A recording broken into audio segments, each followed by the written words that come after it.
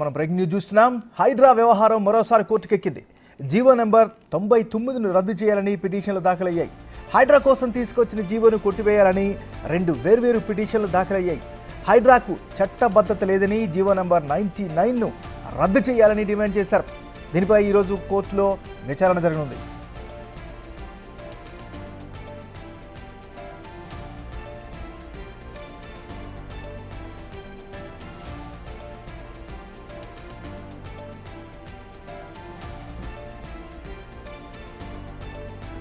మనం breaking news చూస్తున్నాం.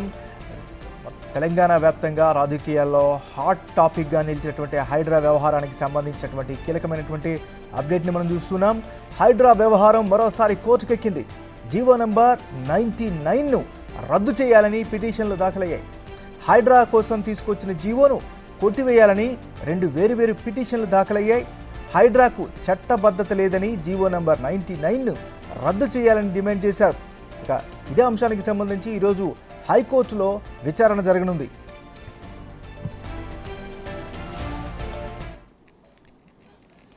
హైడ్రా వ్యవహారం మరోసారి కోర్టుకెక్కింది.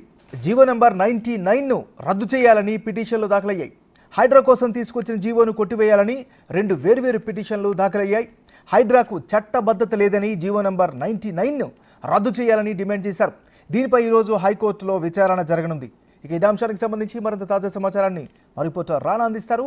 రానా, ఏమన్నారు? ఇటీవల కాలంలో హైడ్రా తీసుకున్నటువంటి చర్యల వల్ల చాలా మంది ఇబ్బంది పడుతున్నారు. పైగా ఈ అమీన్పూర్ చెరువు దగ్గర ఉన్నటువంటి కూల్చివేతలు కానీ, అలాగే మూసి పరివాహక ప్రాంతంలో ఈ కూల్చివేతలు కానీ ఇవన్నిటి కూడా వీళ్ళు హైడ్రాకి ఎటువంటి అథారిటీ లేకుండా కూల్చివేస్తున్నారంటూ కూడా అనేక విమర్శలు వస్తున్న నేపథ్యంలో ఇప్పుడు తాజాగా ఈ హైడ్రా ఏర్పాటుకు జీవో నెంబర్ ఏదైతే 99 ఉందో దాన్ని పూర్తిగా రద్దు చేస్తే వీరికి ఎటువంటి పర్మిషన్స్ ఉండవు, ఎటువంటి అవకాశాలు ఉండవు. కాబట్టి ఖచ్చితంగా కూడా దీన్ని కొట్టివేయాలని కూడా వాళ్ళు చేశారు. దాంతోపాటు హైడ్రా కోసం తీసుకొచ్చిన ఈ జీవోను 2 వేర్వేరు పిటిషన్లు ఇవాళ హైకోర్టులో వారు వేశారు. 2 పిటిషన్లో కూడా ఇదే అంశాన్ని కూడా వాళ్ళు ప్రస్తావించారు. హైడ్రాకి ఎటువంటి చట్టపద్ధతి లేనప్పుడు వారు ఆల్రెడీ కూల్చివేతలు కూడా చేస్తున్నారు.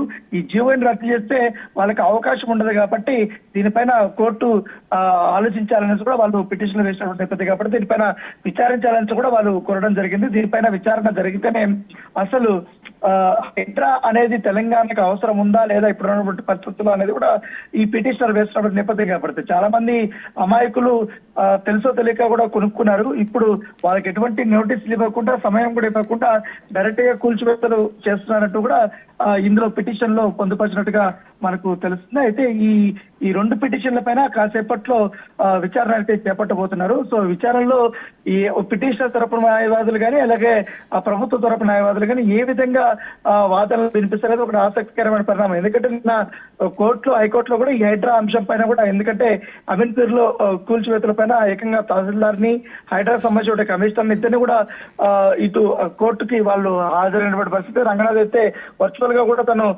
హాజరయ్యారు. తర్వాత కోర్టు కొన్ని సూచనలు, సలహాలు కూడా ఇచ్చింది. కొన్ని చోట్ల కూడా ఆగ్రహం వ్యక్తం చేసిన నేపథ్యంలో ఇప్పుడు ఈ జీవో పైన, ఈ పిటిషన్ల పైన ఏ రకమైనటువంటి వాదనలు జరుగుతాయి, ఏంటి కోర్టు డిసిషన్ తీసుకుంటారనేది కూడా ఒక ఆసక్తికర పరిణామంగా ఉంది. Right, thank you Rana.